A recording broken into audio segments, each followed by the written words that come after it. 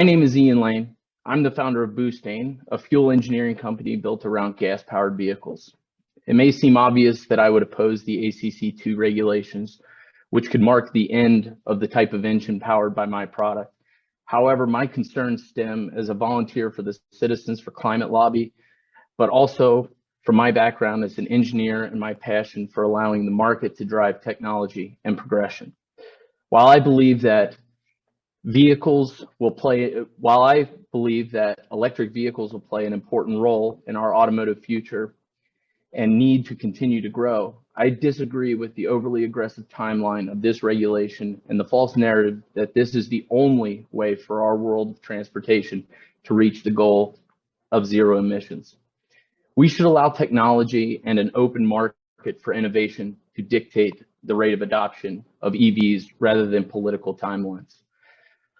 Why can we not continue to develop solutions for today's fleet of internal combustion engines that makes up a large majority of today's vehicles?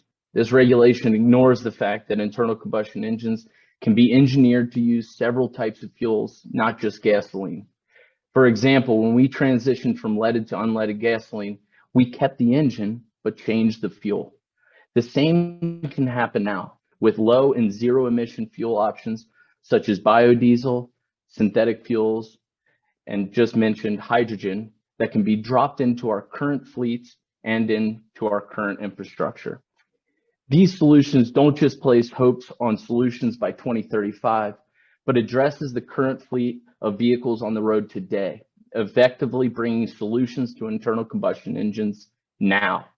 However, further refinement of internal combustion engines and the development of alternatives for reaching zero emissions will be stunted because these regulations essentially force automakers to focus on EVs if they want to sell vehicles in California and in up to 17 other states. If granted a waiver, the ACC 2 regulations will result in a big step back over the next 10 years as they result in less incentive and financial support to research and development other innovative technologies. Companies like mine are working hard to find the next generation of solutions, but it takes time and money. Without the government support and free market, other pathways to zero emissions are forced to stand on their own without an actual seat at the table. If we're truly interested in coming up with a sustainable solution, we need to do a better job with the vehicles that are currently on the road and explore new technologies that fit into our infrastructure right now. I hope the EPA will help companies like mine find a holistic solution for now and tomorrow. Thank you for considering my comments.